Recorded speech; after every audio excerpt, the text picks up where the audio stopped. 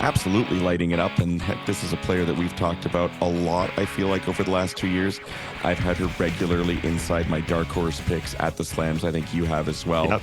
And she's just become the youngest ever winner of a WTA 1000 title that she captured in Dubai.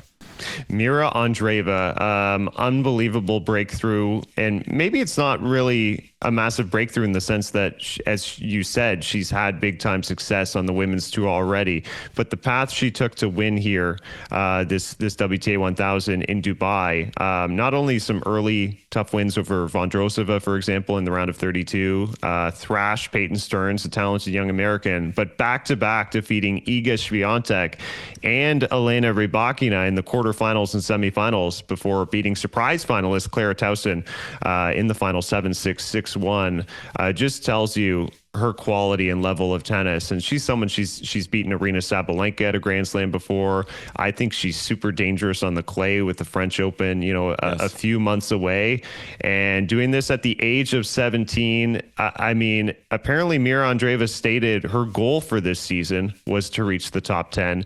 Here we are, end of February. And she's already there. It's incredible.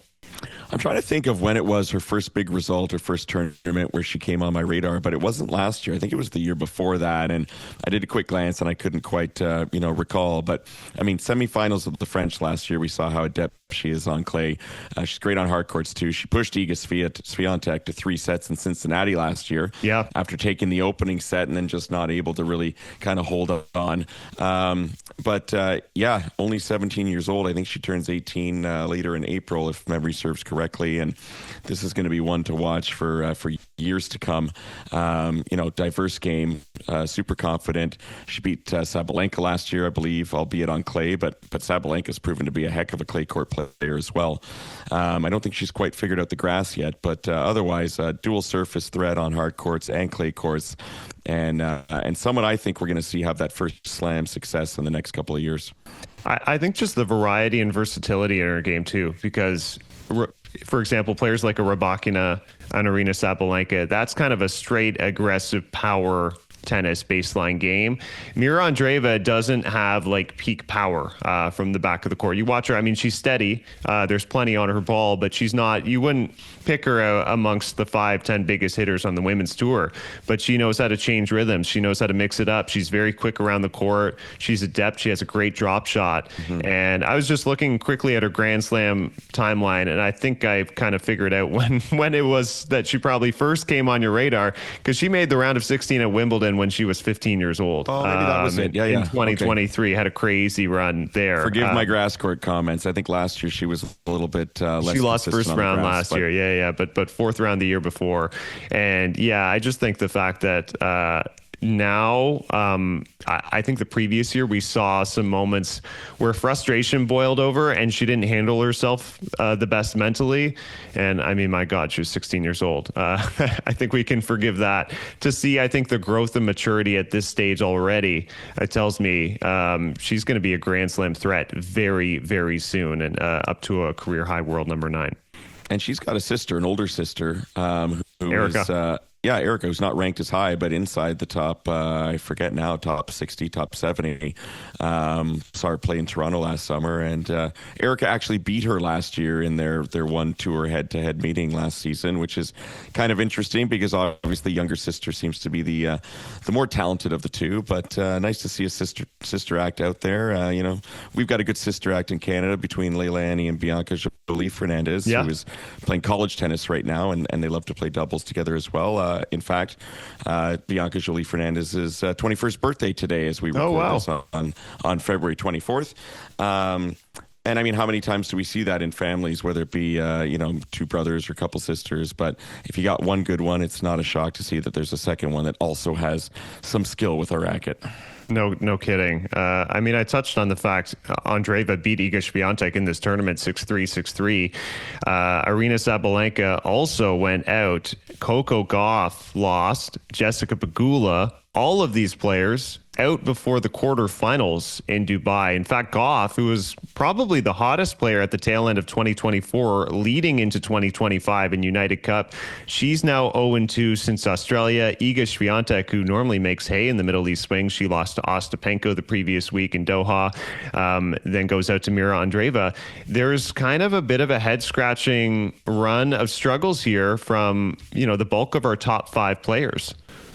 Better make sure that Coco Gauff losing streak doesn't last much longer. Otherwise, she might switch coaches up again. I mean, I hope not. Same here. I mean, she went off to such a great start when she switched and dropped Brad Gilbert back in the fall, went like 18-2 or 20-2 or something like that. So this is obviously more of a little hiccup, and I'm just joking around. But yeah, look, it shows that even the best players in the world are not immune to a dip in consistency. And how do you do it, year after year? How do you do it throughout a 11.5-month season? And to be honest, you'd rather have your hiccup happen at this point of the season than during the Sunshine Double, certainly during the, Roland Garros, Wimbledon back-to-back within 3 weeks of one another. So, yeah, if you're going to have a little bit of a slip-up, now's the time to do it, I guess. I want to give a lot of credit here to Madison Keys. Talk about a perfect time to take some time off. She rested up. She skipped the Middle East swing. I think she had been thinking about it, maybe playing a few tournaments, opted out, and all of the top players kind of lost around her early, and she's now inside the top 5 of the rankings without playing a match since the Australian Open. So you think about the ranking went up. We have 3 Americans now, by the way, in the top 5 of the rankings with Goff, Pegula, and Madison Keys. And Keys is going to be the freshest of any of these players when the Sunshine Double rolls around.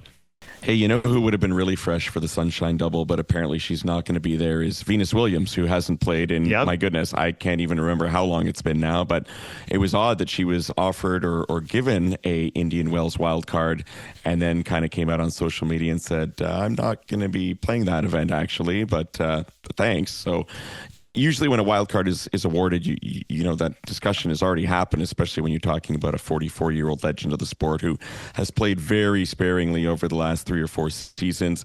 I got super excited when I saw that she would be playing. I'm all for it. I love seeing Venus play anytime she can, but you really wonder if we'll see her play another competitive match if she's turning down a rare wild card that's come her way here. Yeah, this was a bit of a head scratcher. I think, first of all, some people thought it might be surprising that Venus Williams would get awarded the wild card when she's only won a handful of matches over the past kind of 5-6 years. Then at the same time, you have the argument, former world number 1, 7-time Grand Slam champion, unbelievable pedigree.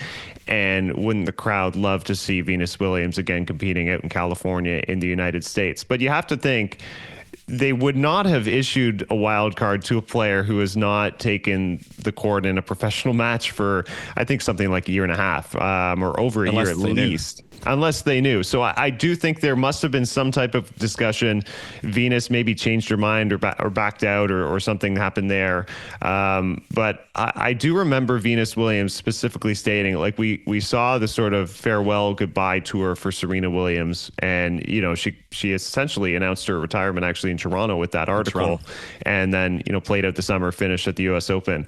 Venus Williams said a handful of years ago, she wanted 0 retirement farewell and was at some point just gonna kind of quietly leave. And I hope we get to see her play at least a couple of more times, because we really don't know when that moment will be. Has she decided to stop? Is she practicing? These are unknowns to me, but I would love to have some kind of final official match featuring Venus Williams. I mean, I'd love to see her and Serena play doubles together again. And you know what? I don't discount that possibility. And listen, I'm not one to judge anyone else's appearance, because I got the dad bod going in full effect here in my, early to, I guess I should say, mid-40s now. But at any rate, have you seen pictures of Serena Williams lately? She looks in top shape. Like, oh my goodness, I think she could go out there and still crush that tennis ball. And she looks to me even fitter than when she finished her season, or her career rather, a couple of summers ago at the US Open. So, man, to see those two play doubles again, I bet you they could still kill it. I bet you they could still contend at the slams and have a ton of fun out there alongside one another. I wonder if that's something that we ever might see. Nothing would surprise me. I mean, I think back to Martina Navratilova, who came back and played doubles in her late 40s and was still winning titles. These two could definitely still do it as well. 100%. Thank you guys so much for watching us at Matchpoint Canada. If you like our work, follow along, hit the subscribe button below.